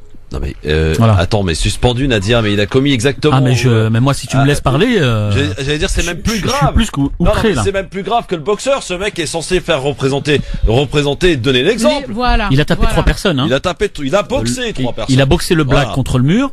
Il a boxé un petit jeune contre une voiture. Ouais. Et il a mis un coup de tête à une femme. Voilà. Bon, je lui tire mon chapeau parce qu'elle a eu quand même le courage d'aller porter plainte. Exact. Mais ça fait quand même 3 personnes dans la même journée. Oui. Alors que voilà, ce policier est quand même censé montrer l'exemple. Mais ça aussi, c'est le 2 poids 2 mesures qui est insupportable en France. Voilà, c'est le 2 poids 2 mesures, la vision des choses que la police a, les politiques ont, et surtout la justice. Aujourd'hui, la justice de condamnation de la part. Et j'espère qu'il y aura des revendications des gilets jaunes dans ce sens-là, la justice, parce que là, c'est insupportable. 2000 blessés gilets jaunes depuis le 17 novembre. 2000. D'accord. Et les flashballs, la France est le seul pays en Europe à utiliser cette arme-là. 1050 c'est une arme qui blessés tue. côté force de l'ordre. Donc il y a des blessés partout. Si on y rajoute les blessés du côté journalistes qui ont subi des agressions. Mais le problème, moi, dans cette histoire, c'est que l'on condamne que 2 types de violences. Envers les policiers et envers les journalistes. Exactement, le reste, les manifestants, on s'en fout. Oui, parce qu'ils ont Les fait gens passer le qui ont message aux perdu Français que c'était des gens violents. Ils ont focalisé là-dessus. Les gens qui ont eu des mains arrachées, on s'en tape. Ouais, c'est un scandale, vraiment. Faiza, c'est un scandale. Hier soir, au journal de TF1, il y a un journaliste qui est consultant, je crois qu'il est accès police-justice, j'ai oublié son nom, et qui se félicite à l'antenne en direct, avec un culot monstrueux et un aplomb, que finalement il n'y a pas eu de dérapage pendant tout ça, l'ordre a été bien respecté, il n'y a pas eu de blessés, il n'y a pas eu de morts. Je crois que Castaner a dit la même chose, hein, Faiza. En fait, l'animateur ne le reprend pas. Et en fait, il diffuse une information qui est fausse, alors qu'ils sont une chaîne d'information. Je veux dire, le journal TF1, c'est quand même pas n'importe quoi. Ils sont deuxième après le journal de France 2. C'est quand même assez catastrophique d'arriver à essayer de convaincre les gens qui sont chez eux et qui peut-être n'ont pas participé aux manifestations et ne sont peut-être pas au fait de ce qui se passe réellement sur le terrain, qu'il y a finalement aucun blessé, aucun mort. Il y a eu 11 morts, dont une femme qui est morte par un tir de grenade lacrymogène qui a été fait par la police. Oui. Exact. Ah, ils l'ont oublié, c'était une arabe. C'est pas grand chose. 80 ans, ce qu'il a. Si c'est pas nous qui le rappelons, ça passe pas. En tout cas. Mais, c'est vrai, tu as raison, mais je crois que Castaner a exactement, dit la même, déclaration, en disant qu'il y avait quasiment pas, il y avait pas de blessés côté gilets jaunes, etc., etc. Donc Castaner, lui aussi, a appuyé. En tant que premier flic de France, donner l'exemple, là aussi, on peut attendre encore. Exactement. 01 40, oui. Il faut peut-être rappeler alors des chiffres, parce que si eux ils disent qu'on est à 0, nous on a quand même des chiffres. 2000. Il y a eu au 15 janvier, on est sur un décompte qui a été fait par Libération et Check News, sa filiale de vérification des données, 94 blessés très graves parmi les gilets jaunes. Et il y a des journalistes au milieu, dont 69 par tir de flashball. 14 victimes ont perdu un œil, au moins 11 personnes ont perdu l'usage d'un membre, et tout le reste c'est des blessures, des bleus, des choses qui font ils ont une incapacité temporaire. Mais 94 personnes et 0, c'est quand même une grosse différence. Et la France n'a pas l'air décidé à agir à ce interdire comme dans les autres pays d'Europe où c'est déjà fait, parce qu'il faut rappeler que la France est le seul pays à utiliser le flashball pour les manifestations, le maintien de l'ordre public, avec tout ce qu'on connaît de dérapage. Belle transition, parce que lui il a goûté au flashball dans le dos, il s'appelle Amir et il témoigne dans un instant sur France Maghreb 2 dans le LGF. À tout de suite. France Maghreb 2, France Maghreb 2. Chef, le grand forum, merci d'être avec nous. Faiza Ben Mohamed avec Nadir Kaya et Maïssa Leroy, merci d'être avec nous, bien sûr en direct. 01 40 33 9000. Alors on parlait évidemment du flashball il y a quelques instants. Maïssa, Nadir, Faiza, mi-auditrice, auditeur. Je vous propose d'accueillir Amir, il a 26 ans, il est étudiant, il est gilet jaune. Bonsoir Amir. Bonsoir. Bonsoir et bienvenue sur France Maghreb 2. Alors Amir, tu manifestes depuis le début avec les gilets jaunes? Ouais, depuis on va dire depuis le deuxième ou troisième acte, oui. D'accord. Et tu voulais nous faire part donc d'un témoignage parce qu'il t'est arrivé quelque chose d'un peu particulier samedi après-midi. C'était à Paris, hein, Amir. Oui, c'est ça. Bah en fait, c'était la fin de la manifestation. C'était on va dire entre 18h et 19h. Donc après Place de l'Étoile, tout le monde était en train de marcher. Donc nous on a suivi le mouvement. Donc c'était vers avenue de la Grande Armée. Donc il y avait une grande voilà, tout le monde avançait. Et puis d'un coup on voit donc les CRS, la police arriver. tout le monde prend peur, de panique, donc il y en a qui commencent à partir de tous côtés. Et nous, on les voit arriver de l'autre côté. Donc, ce qu'on fait, c'est qu'on commence à courir, on va dire, de l'autre côté de la rue, parce qu'ils étaient en train d'envoyer justement des grenades fumigènes, des flashballs, des grenades de désencerclement. Et on s'aperçoit que de l'autre côté de la rue, ils sont là également. Donc, ce qu'on fait, c'est qu'on essaye de leur demander s'ils peuvent nous laisser passer. Moi, je levais les mains en signe de bonne foi, dégager, donc on court dans l'autre sens. Et ce qui s'est passé, c'est que il y en a un qui m'a tiré donc un tir de flashball à l'omoplate gauche, qui est à même pas 50 mètres de lui. Et puis j'en ai reçu un autre à une distance un peu plus lointaine de 200 mètres, je dirais. Mais c'est plus celui qui a été tiré bien évidemment à 50 mètres de distance qui marque beaucoup plus, en fait. Et tu me disais, Amir, que tu as du mal à dormir depuis? Ouais, c'est assez douloureux, en fait. Je veux dire, moi, j'ai pas l'habitude de dormir sur le ventre ou de dormir sur le côté. C'est-à-dire qu'aujourd'hui, tu as encore des conséquences de ce tir, tu as encore mal, la douleur, elle est encore présente? Assez, ouais. Autant psychologiquement que... T'es parti à l'hôpital ou pas? Est-ce que t'es parti à l'hôpital? Pas encore, mais je veux dire, parce que je suis allé chez le pharmacien qui m'a dit c'est peut-être pas forcément nécessaire, mais je veux dire que si les douleurs elles s'atténuent à ce moment-là, oui, que je devrais y aller. Ouais. Il faut peut-être avoir ce réflexe aussi d'aller tout de suite à l'hôpital justement pour faire constater des blessures, parce qu'il y a comme ça qu'on arrive peut-être à déposer des plaintes ou quoi aux caisses. Mais depuis effectivement le fait que tu participes à ces manifestations, Amir, est-ce que tu as eu aussi à voir des violences, nombreuses violences policières comme on les entend à droite à gauche sur les réseaux sociaux? Amir, tu nous les confirmes? Bien sûr, ouais. Moi je les vois. Moi je peux en témoigner. Je veux dire, je peux comprendre que les policiers aient des ordres, que leur but ce soit de faire régner l'ordre. Mais je veux dire, à un moment donné, on peut pas non plus légitimer les violences policières, parce que pour moi, je veux dire, il y avait aucun intérêt à faire. Moi, à mon cas personnel, il n'y avait aucun intérêt à faire ce qu'il a fait. C'était simplement, je veux dire, de la violence gratuite. Voilà, je veux dire, il y avait clairement aucun intérêt à part vouloir faire mal ou vouloir atteindre des gens. Moi, je participé à aucune casse, rien du tout. Et puis, même si je l'aurais fait, je veux dire, voilà, c'est pas un tir dans le dos qui va justifier. C'est pas un tir dans le dos qui justifie que je sois un casseur ou qui donne le droit, on va dire, de Amir, est-ce que tu vas retourner manifester samedi prochain s'il y a un appel dans ce sens? Ce samedi-là, je sais pas, mais je pense pas ce samedi-là, mais samedi prochain, ouais, faut peut-être un peu de temps, on va dire, pour digérer un peu ce qui s'est passé. Merci Amir pour ton témoignage en tout cas, et bon courage, à très très bientôt. Amir, donc 26 ans, étudiant, qui a été donc qui a reçu les 2 tirs de flashball dans le dos, et comme vous l'avez pu l'entendre, donc ça fait mal, voilà, même quelques jours après. Alors, je sais pas trop, j'ai du mal à comprendre. Cette arme, elle est vraiment interdite ou pas? Qui peut me répondre là-dessus? Non, elle est pas interdite. Non, elle est pas interdite en France. On est le seul pays européen qui en fait encore usage. D'accord, donc ils ont le droit en fait. Ça, c'est en toute légalité. Oui. Hein. Oui. Après, ça, c'est de voir est-ce qu'ils étaient réellement menacés. Là, c'est au cas par cas. Faut voir les vidéos. Et tu sais, avec Nasser, on a été braqué plusieurs fois. Bon, à un moment, on était dans la foule, même plusieurs fois, on nous a tiré dessus. Ils ont tiré dans la foule au hasard. En général, je pense que quand ils ont le flashball, ça doit être tiré au-dessus de la tête ou à une certaine distance et à hauteur. Ils doivent pas viser les gens. Mais apparemment, il y a des policiers. Nous, on a vu un moment avec Nasser, on était bloqué dans une rue. Le mec, il nous braquait. L'arme, elle était au niveau de la tête. Hein. Donc, quand tu vois un petit peu l'atmosphère, l'ambiance, c'est des gens qui sont en panique. Ça tire de partout, ça crie de partout.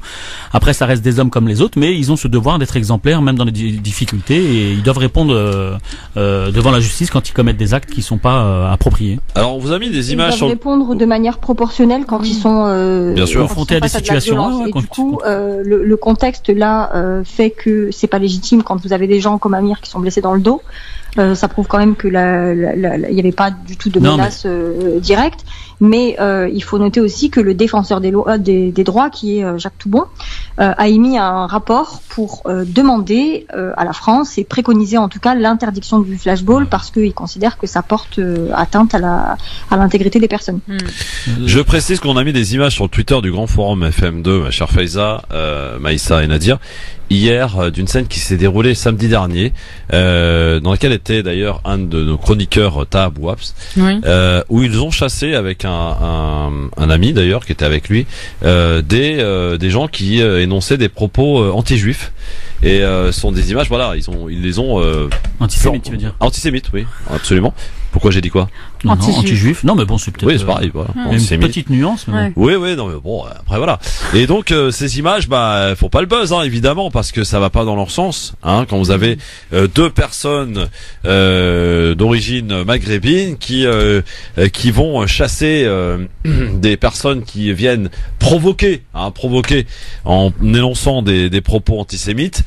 Ça va pas dans leur sens. En tout cas, nous on l'a mis, allez voir la vidéo, c'est sur le Grand Forum FM2 et voilà, et bravo à Taha en tout cas pour avoir chassé ces fascistes et antisémites. 01 40 33 9000. On va quitter un petit peu la France parce que y en a marre, hein. On va aller au Maroc parce qu'au Maroc apparemment il y a une belle affaire qui s'engage là. C'est un mécontentement qui prend de l'ampleur alors que le concert de Enrico Macias est prévu le 14 février, tiens, le jour de la Saint-Valentin, au Maroc. À Casablanca, ils sont de plus en plus donc à s'indigner de sa venue au Maroc. Tous, ou presque, appellent au boycott de ce chanteur français, motif de la grogne, son soutien affiché à Israël, bien entendu. En plus des nombreux internautes à dénoncer sur les réseaux sociaux la tenue d'un tel concert.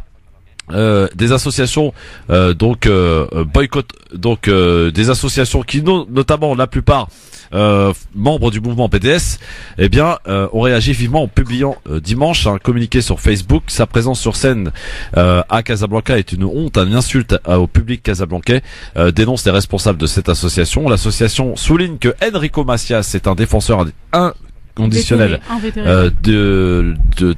d'Israël et de l'occupation de la Palestine et tout particulièrement de son armée. Le MACBI rappelle également l'engagement du chanteur né en Algérie auprès d'une association qui soutient les soldats de l'unité chargée de la surveillance aux frontières, connue pour ses crimes de guerre contre la population civile palestinienne. En 2006, Enrico Macias a également été décoré par le ministère israélien de la Défense pour son soutien à l'État d'Israël et à son armée tout au long de sa carrière, écrivent les responsables donc de cette association. Cette association rajoute dans son communiqué, lui reproche en fait d'avoir donné plusieurs concerts en Israël, comme en mai 2014 notamment, quand ce dernier d'ailleurs a participé aux festivités du 60e anniversaire de l'indépendance d'Israël. En janvier 2005, Enrico Macias était déjà produit sur la scène de Casablanca au Maroc. Après 40 ans d'absence au Maroc, et bien voici que son retour ne passe pas inaperçu, et bien au contraire. Est-ce que vous comprenez, vous, cet appel au boycott qui est lancé au Maroc? Alors on voit beaucoup de messages d'amis algériens qui disent bravo les Marocains, fiers de vous les frères. Bref, ça y va en tout cas, le boycott est en marche. On sait qu'il aimerait, il a toujours aimé, il a eu ce désir de retourner en Algérie. Bon, ça se fera pas visiblement. Le Maroc ne veut pas de lui aussi. Tiens, Faiza. La situation est hyper compliquée parce que le Maroc n'est pas l'Algérie. Oui, ça c'est clair, ça on l'a bien compris. Le Maroc protège beaucoup toutes les communautés juives qui y vivent et qui y vivent en paix au milieu des communautés musulmanes sur place, notamment sur Casablanca ou encore à Marrakech, certaines villes comme ça qui sont où les communautés maroco-israéliennes sont bien représentées. Moi, je salue la volonté des associations de lancer cet appel au boycott parce qu'il faut surtout pas banaliser le soutien à un gouvernement d'extrême droite et a fortiori quand il s'agit d'Israël. Après, sur les résultats, je suis pas sûre que ça puisse se passer comme en France par exemple où on a des interdictions de spectacle ou des choses comme ça. On a quand même un roi qui privilégie beaucoup le maintien des relations avec ses communautés juives locales et tout ça. Alors sans faire l'amalgame entre juifs et partisans du sionisme d'apartheid, mais à mon avis politiquement ça va être compliqué de réussir à obtenir l'interdiction du spectacle. Faiza, il faut bien quand même noter que c'est pas le fait qu'il soit de confession juive qui pose problème. Oui, c'est son soutien inconditionnel à Israël et à son armée. C'est son soutien à... Bien sûr. Voilà, c'est très important. Nadir, Enrico Macias en Algérie, il aurait aimé, hein. Ah, je crois qu'il pleure encore. Hein. Il attend toujours de retourner là-bas. Mais bon, après, il faut qu'il assume faut qu'il assume ses propos. Je sais pas, il y a combien de pays aujourd'hui, donc il dit que l'Algérie c'était aussi son pays. Bon, bref. Mais moi, je demande aux Marocains d'aller plus loin, boycotter Enrico Macias par rapport à ses positions très bien. Mais tous les autres. Pourquoi ils demandent pas la même chose auprès de leur roi? Je crois qu'il y a des accords avec Israël. Le Maroc reconnaît Israël. Il y a des accords, des échanges. Hassan II, en son temps, a fait beaucoup de choses. Il a fait du tort à beaucoup de pays arabes, notamment les 6 jours. Donc aujourd'hui qu'ils aillent jusqu'au bout. Après qu'il y ait des juifs marocains, ils sont marocains avant tout. Là, ils sont tu cherches les ennuis, Nadir. Non, mais qu'ils aillent boycotter le roi ou qu'ils demandent des explications. Après au Maroc, c'est vrai qu'il y a une grande communauté juive marocaine. Ils sont marocains avant tout. Donc ça c'est une chose. Mais par rapport à Enrico Macias et le fait qu'ils soutiennent la colonisation de la Palestine et donc l'armée d'occupation, bah il faut aller jusqu'au bout. Il faut demander également au roi qu'il arrête d'avoir des rapports privilégiés avec le colonisateur et qu'ils aillent jusqu'au bout, parce que c'est juste pour le boycotter comme ça, dire voilà c'est un soutien. Je pense que ça va. On en reparlera plus d'ici une semaine. Hein. T'as vu, ça fait pas plaisir à la petite Maïssa. Voilà. C'est clair. Samira est avec nous, 01 40 33 9000. Bonsoir Samira, vous nous appelez d'où? J'appelle d'Orléans. D'Orléans, 102.6 la fréquence pour nous écouter à Orléans et sa région. Belle région. Moi, je suis né à Montargis, ma chère Samira. Super, moi je suis né à Blois en fait. Ah bah très bien. Bon, on est du centre Val de Loire quoi. Alors, ma chère Samira, on vous écoute. En fait, je voulais juste réagir aux propos de Faiza parce que j'étais un petit peu vexée. Ah, mais Faiza, pourquoi t'as vexé? Après, vous avez tous réagi parce qu'en fait, j'ai vraiment, ça m'a vraiment vexé qu'elle mélange en fait le sionisme de Enrico Macias et l'intégration des Juifs au Maroc, parce que effectivement, les Juifs qui sont au Maroc ne sont pas tous des sionistes. Et mais j'ai jamais dit ça, madame. Elle a employé le mot justement, comment elle a dit? Protection maroco-israélienne, un truc comme ça, et c'est des termes en fait. Alors, je l'ai pas dit Samira, mais c'est pas grave, Faiza, vas-y, je t'en prie, explique-toi maintenant, Faiza. Non, voilà. Faiza, c'est pas vous, Samira, c'est Faiza à qui je demande de répondre. Donc, non, mais je pense qu'elle a dit ça, si je peux me permettre, pour distinguer les juifs marocains, des sionistes, c'est-à-dire des personnes juives ou autres qui soutiennent le colonisateur sioniste, tout simplement. Il faut faire le distinguo. Hein, bah oui, mais il faut faire le distinguo, Samira. Faiza, alors, justement, peut-être que l'auditrice t'a mal compris. Là, on est obligé de distinguer et d'appuyer sur le fait qu'il y a potentiellement des personnes, même au Maroc, parmi les juifs, qui soutiennent ce régime-là, y compris au sein même, Nadir l'a rappelé, de la monarchie. Après, à aucun moment, j'ai fait l'amalgame entre les partisans du sionisme et de l'apartheid palestinien avec les juifs au Maroc, qui sont qui n'ont pour la plupart rien à voir avec ça. Comme tu l'as dit, je voulais juste le préciser, la malvenue en fait de Enrico Macias au Maroc, c'est justement par rapport à sa position au niveau israélienne et de son soutien en fait à l'armée. Ça n'a rien à voir avec le fait qu'il est juif. Bien sûr, mais évidemment. Elle l'a bien précisé, Samira. C'était juste ça. Je voulais juste en fait être rassurée sur ce fait. Peut-être que moi j'ai mal interprété les choses. C'est ça. Mais je les ai comprises comme ça. Et je pense qu'il y a d'autres gens qui auraient pu le comprendre comme ça. Dans ce cas-là, vous avez bien fait d'appeler. Il faut le mettre en perspective. Alors là, on a ce concert de Enrico Macias, mais il faut rappeler que culturellement parlant, les communautés juives organisent plein d'événements culturels, notamment sur Casablanca, avec des concerts même de musique marocaine, avec des échanges au niveau de la littérature, parce qu'ils ont produit un certain nombre d'écrits, et vraiment, c'est vraiment très riche culturellement. Notamment sur l'histoire judéo-marocaine, parce qu'il y a quand même une histoire, c'est quelque chose qui est ancré dans l'histoire du Maroc comme dans l'histoire d'Israël. Il y a beaucoup de choses qui sont faites culturellement parlant au Maroc et qui ne posent aucun problème quand elles sont faites dans les règles de l'art. Et d'ailleurs, la communauté juive sur place, je l'ai dit tout à l'heure, cohabite de manière complètement normale. Et les juifs qui vivent, notamment, je parle de Casablanca parce que je suis pas originaire de là-bas, mais c'est là où j'ai déjà rencontré des personnes de la communauté juive. Ils vous disent pas, comme ici, certains on les entend dire je suis israélien ou je suis israélo, machin. Ouais. Ils sont marocains avant tout. Ouais. Et ils vous répètent. Et ils font partie du paysage marocain. C'est leur pays. C'est un peu la même chose en Tunisie d'ailleurs. Mais même en Algérie, les juifs algériens, les juifs marocains et tunisiens, mais ça c'est important de le rappeler ou de faire une parenthèse là-dessus. Il faut arrêter de tomber dans le piège de ceux qui veulent qu'on soit antisémite antisémite du fait qu'on dénonce la politique du colonisateur en Palestine. Exactement. Moi personnellement, un juif algérien, il est juif de par sa religion, mais il est algérien avant tout. Exactement. Et je pense que c'est la même chose au Maghreb, et même s'il y a des musulmans qui pensent différemment, je les invite à revoir un peu leur religion. Ils sont aussi propriétaires de ces différents pays que nous, soi-disant musulmans, nous le sommes de ces pays du Maghreb. Mais après, on peut pas en vouloir on peut pas, on ne peut pas faire ce qu'on reproche de faire ici. Parce que c'est exactement la même chose. Nous, on se sent complètement français, avec une religion différente, et on nous pointe constamment du doigt en nous disant qu'on est fils d'immigrés ou maghrébins, etc. Donc on peut pas. Après, c'est un peu différent quand ça concerne le Maroc, parce que les Juifs qui sont au Maroc, ils y sont vraiment depuis plusieurs générations, voire même des fois depuis avant nous. Donc, mais les Juifs étaient au Maghreb avant les musulmans. Moi j'ai une question à vous poser. Les Juifs étaient au Maghreb avant les musulmans. Est-ce que ça pose problème lorsque le Maroc, par exemple, reçoit Sipil Evni et même la Décor, Amir Pérez, de recevoir des sionistes notoires au Maroc? Est-ce que ça pose problème ou pas? Alors, moi, je vais parler que pour moi. J'engage personne en fait dans c'est vraiment que pour moi.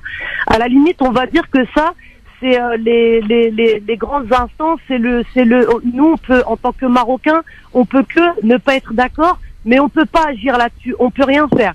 Par contre, là, quand c'est un chanteur qui a un soutien comme ça, en fait, pour ce pays que personnellement je reconnais pas. Ce chanteur soutient ces gens-là, Sipil Evni, Amir Pérez, etc.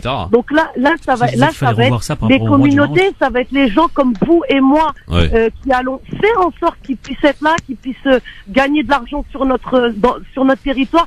Et là, nous, on peut agir. Mais pour le reste de ce qui est politique, concrètement parlant, on peut pas réellement agir. On peut même pas agir ici en France. Alors, dans un pays comme le Maroc, ça sera encore plus compliqué. Moi, je suis d'accord, en fait, avec le boycott. Je suis même très fière, en fait, qu'ils aient pris l'initiative de faire ça.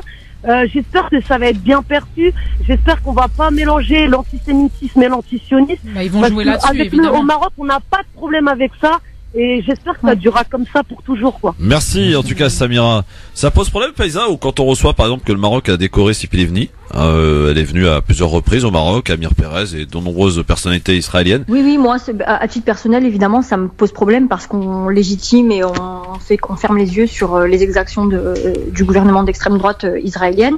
Après, c'est un peu, alors à titre personnel, ça me pose problème, mais il faut toujours le mettre en perspective. C'est comme quand la France entretient des liens avec l'Arabie Saoudite, par exemple, où on se dit, il devrait boycotter et tout, mais après, il faut partir du principe qu'un État est obligé de composer en matière de diplomatie avec le gouvernement en place.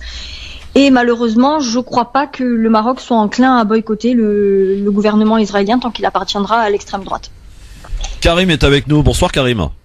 Oui, bonsoir. Bonsoir Karim. Je voulais juste, déjà merci de me recevoir, entre guillemets. Vous nous appelez d'où, Karim? Je vous appelle d'Aulnay-sous-Bois. D'Aulnay-sous-Bois, oui. Je voulais juste remettre une petite couche sur ce qu'a dit l'auditrice juste avant, dont j'ai oublié le prénom, sur ce qu'a dit Faiza. Alors peut-être, après, forcément, Faiza, ça a été clarifié, donc on comprend bien, mais à un moment, effectivement, l'amalgame, il a été fait quand t'as parlé de communauté israélo-marocaine, alors que, en fait, tu désignais plus les juifs marocains, mais on l'a compris après quand tu t'es exprimé. Après, je voulais juste dire un truc sur l'aspect politique. On va pas se mentir, aujourd'hui, il n'y a pas un pays arabe qui peut dire qui soutient pas le régime en place en Israël. L'Algérie, totalement faux. L'Algérie, l'Iran, je crois qu'il y en a un troisième aussi. Je crois que l'Iran n'est pas un pays arabe. Musulman. Oui, d'accord. Je crois que le Pakistan aussi, qui n'est pas peut-être un pays arabe, ne reconnaît pas Israël. Mais il y a au moins 5-6 pays dans le monde qui ne reconnaissent pas Israël. Oui. Dont l'Algérie. Après, effectivement, dans la majorité des pays, ils sont assez soumis à ce niveau-là, j'ai l'impression. C'est pas une impression. C'est pas une impression, c'est carrément une réalité. C'est une réalité. Et quand on parle du Maroc, le Maroc reconnaît bel et bien une occupation d'un peuple qui s'appelle le peuple palestinien au travers d'Israël. Voilà. Ouais, excusez-moi de dire ça, mais c'est une réalité. Voilà. Après, effectivement. Non, vous n'avez pas excusé de dire ça. C'est une réalité. Et moi-même, en tant que Marocain, j'en suis pas fier du tout. Et de toute façon, je sais que personne chez vous ne fait l'amalgame entre le peuple et on fait le distinguo, évidemment. On fait le distinguo entre les gouvernements qui ont des positions politiques et des intérêts avec le shab, avec le peuple en général. Comme le Maroc a eu à faire des choix qui sont difficilement comprenables, le fait par exemple d'aller dans cette coalition menée par l'Arabie Saoudite pour massacrer les Yéménites. Maintenant elle s'est retirée, mais elle en a fait partie. On est complètement d'accord. Voilà. Merci Karim. Merci à toi. Je voulais juste intervenir sur Faiza qui a peut-être été un peu trop vite dans son explication au tout début. Voilà. Non, c'est vous qui m'avez pas écouté jusqu'au bout. Mais pourquoi vous attaquez à Faiza? Laissez-la tranquille, parce qu'il a. On est deux à pas avoir compris. À la fin de l'émission. Merci Karim. Ciao. Laissez-la tranquille, Faiza, attention. Hein. Mais oui. Bon, solidarité. c'est quoi ça? En plus, enfin, j'ai pas l'impression d'avoir dit ça en fait. Non, du tout. mais t'as été très clair dans tes explications. Sinon, t'inquiète pas, si t'avais pas été clair, je serais là. Ça veut dire que d'un point de vue extérieur, les gens l'ont perçu comme ça. Alors je tiens à. Oui, mais les gens entendent ce qu'ils veulent entendre. C'est ton accent, c'est le problème de l'accent. J'ai pas d'accent. Mais non. Mais non, arrête. Mais les gens entendent ce qu'ils veulent bien entendre, Faiza, tu sais très bien. Bon. Voilà. Donc tout va bien. Allez, dans un instant, on va se détendre un peu, quoique, avec un petit zapping pour finir tranquillement cette émission. Restez bien avec nous, c'est le LGF, le grand forum. Vous avez compris, dans cette émission, on parle de tous les sujets. Il n'y a pas de sujet tabou. Vous l'avez bien compris. On continue ensemble. Et j'en profite d'ailleurs, puisque j'ai un tout petit peu de temps pour dire que nous invitons à aller lire des articles dépêches sur le site www.francemaghreb2.fr, un site en cours de reconstruction et qui est en train de se développer. Donc allez lire beaucoup de dépêches que l'on vous met donc à votre disposition. Et ainsi restez connectés à la plus belle et plus grande émission de la bande FM, s'appelle Le Grand Forum. Christophe Le Grand Forum sur Facebook et sur Twitter, Le Grand Forum FM2. Maïssa, il faudra que tu reviennes. Alors là, ça serait vraiment bien. 2 guerrières sur Twitter, les fachos donc qu'à bien se tenir. Parce que Maïssa, en matière de punchline, elle est pas mal non plus. Laisse-moi dans mon monde virtuel d'Instagram où tout est beau. Instagram. T'es Instagram, toi? Ah oui, je suis Instagram, Facebook. D'accord. Ouais. Bon, très bien. À chacun son monde alors. Voilà. Ouais, mais c'est pas du tout le même usage en fait. Instagram, t'as l'impression que chacun veut montrer qu'il a une vie magnifique. Et t'as l'impression que les gens ils sont toujours au restaurant, toujours en train de voir le coucher de soleil. Ouais, c'est vrai. Tout va bien. Ouais, tout va bien. En fait, c'est comme moi. Non, mais c'est comme moi avec Twitter. J'ai l'impression que tous les gens sont enragés sur Twitter, alors que c'est pas le cas. Ouais. Mais c'est juste une impression comme ça. Ah ouais, c'est le cas. Sur Twitter, c'est le cas. Ouais, mais bon, j'ai Instagram, c'est quand même le réseau social de la superficialité ou du mensonge ou du m'as-tu vu ou du paraître. Alors moi, c'est Facebook. C'est un outil, ça dépend comment tu l'utilises. Ça dépend comment tu l'utilises. Non mais Facebook pendant le Ramadan, moi je ne supporte pas de voir 2-3 heures avant tous ceux qui mettent leur plat. Leur plat, leur truc. Arrêtez, le Ramadan c'est pas que manger, faut arrêter le délire. Attention, c'est une partie importante à ne pas négliger. Ouais, mais c'est pas que ça. Et quand on est heureusement, j'ai l'impression que le Ramadan c'est que à l'heure de bouffer. Après ça y est. Mais bon, il y a nourrir son estomac et son cerveau. C'est la nourriture spirituelle. T'en fais quoi, mon cher? Mais en même temps, qu'est-ce qu'on fait sur Facebook? Moi, je suis d'accord là-dessus. J'avais fait une chronique là-dessus, quoi. Un avis tranché là-dessus. Oui, mais ça. Question de suite. Qu'est-ce qu'on fout sur Facebook pendant le mois de Ramadan, tu vois? Bah, c'est pour occuper son temps. On partage nos souffrances, nos attentes. Voilà, c'est ça. Bon, restez bien avec nous. Dans un instant, le zapping, c'est le meilleur moment de ce qu'il ne fallait pas rater, ou pas d'ailleurs, à la radio et à la télé. Tiens, on va commencer par une petite phrase signée, comment il s'appelle? Dupont-Aignan. Dupont-Aignan, il en a sorti une belle sur RTL ce matin. Je sais pas si vous avez entendu. Non. Séance de rattrapage dans un instant, ne bougez pas. France Maghreb 2, France Maghreb 2. Le LGF sur France Maghreb 2 avec Nadir Kaya, présidente de l'association Banlieue Plus, qui fait d'ailleurs sa rentrée pour cette nouvelle année aujourd'hui, tout comme Maïssa, qui n'était pas venue nous voir depuis un petit moment, et Faiza, qui est fidèle au poste, ici, présente sur votre radio France Maghreb 2. C'est parti pour le zapping. Allô, quoi. C'est comme si je te dis, t'es une fille, t'as pas de cheveux. Par exemple, dans ce collège à Creil, 3 jeunes filles musulmanes. Elle n'est pas voilée parce qu'elle est libre. C'est ça la République. Aujourd'hui, on a des branleuses à 12 ans qui vous donnent des leçons. Il y a des nègres américains qui étaient pour l'esclavage. Elles sont l'étendard du pouvoir religieux. Va dormir pendant au moins 24 heures. Je suis pas venue ici pour souffrir, ok?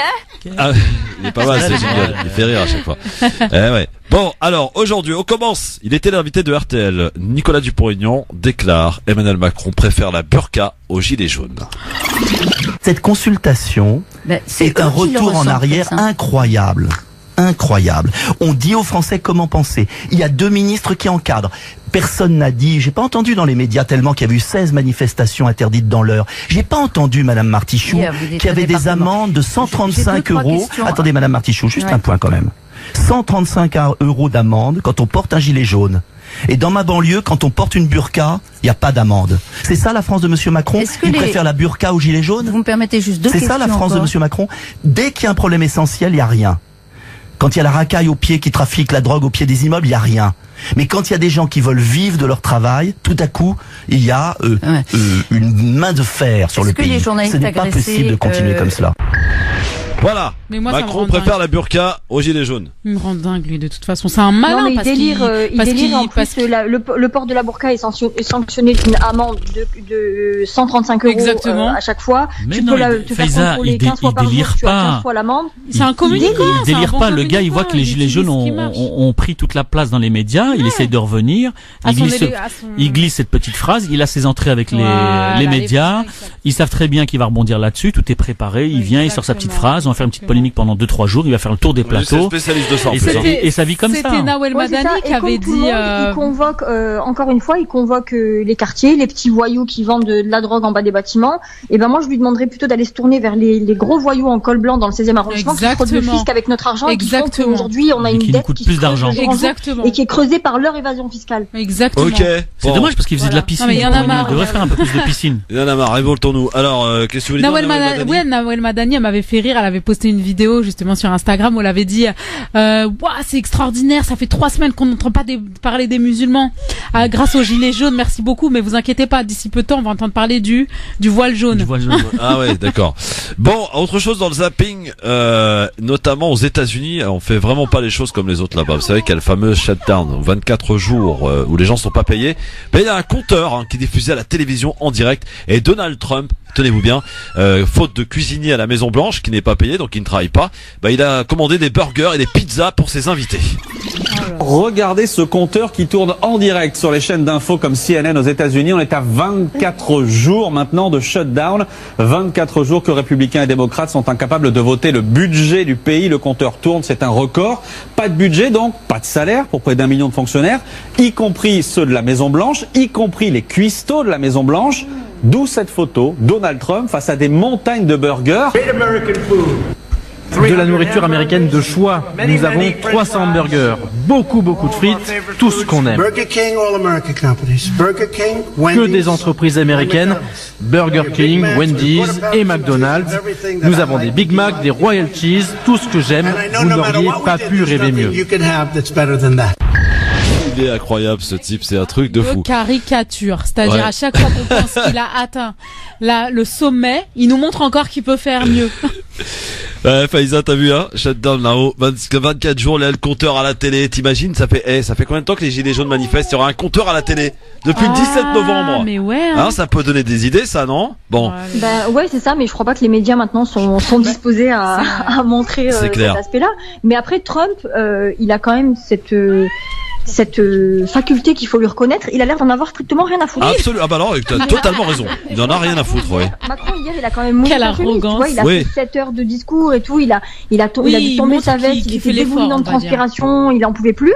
Mais Trump, là, il est là, il présente ses 300 burgers, sa gastronomie américaine de McDonald's, machin, il en a rien à foutre. Il y a un truc qu'on oublie sur Macron, il y a un truc qu'on oublie sur Trump à chaque fois, il est milliardaire, le mec. Ouais, donc il est pas accroché aux privilèges. Ouais. Nadir Kaya, merci beaucoup mon cher Nadir, merci Faiza, à très vite. Maïssa, oui, merci beaucoup, à très vite. Avec plaisir, à très bientôt. Merci à tous. Demain, à tous. De retour avec Sofiane Akdari et Yasser Louati. Restez bien à l'écoute de votre radio France Maghreb 2, c'est là que ça se passe. Excellente soirée, merci de votre fidélité, restez connectés ainsi à votre radio www.francemaghreb2.fr pour aller lire les dépêches qu'on vous met régulièrement et les réseaux du LGF, Christophe Le Grand Forum sur Facebook, sur Twitter, Le Grand Forum FM2 pour rester connectés ainsi à l'actualité et votre émission qui se poursuit donc sur les réseaux sociaux et nous on vous donne rendez-vous avec le plus grand plaisir dès demain à partir de 16h sur France Maghreb 2, toujours avec le même plaisir. Restons vigilants et continuons de décortiquer avec nos mots, à notre manière, l'actualité sur France Maghreb 2 et sans langue de bois parce que ici, vous l'avez compris et entendu, le peuple a la parole. Merci et une excellente soirée. Merci d'écouter France Maghreb 2 à Marseille comme à Paris. Il est 18h. L'heure des infos avec nos confrères d'RFI pour le journal. France Maghreb 2. France Maghreb 2. Pour ensoleiller et accompagner vos journées et vos nuits. France Maghreb 2.